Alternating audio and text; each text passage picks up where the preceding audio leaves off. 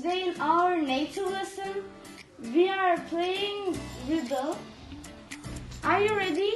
Yes! This is group 1, this is group 2, and this is group 3. I'm starting with group 1. I wear a uniform, I often have a gun, I conduct traffic, I catch thieves. Who am I? Police?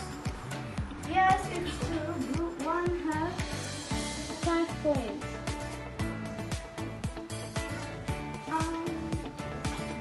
Now I'm continuing with group 2. I don't have a job, I stay at home, I'm a woman, I take care of my family. Who am I? Yes, Yasmin. Yes, it's a housewife. Group 2 has 5 points.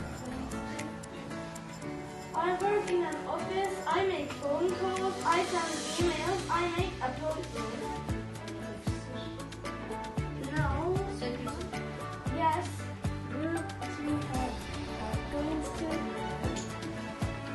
I work at or near home, I drive a truck.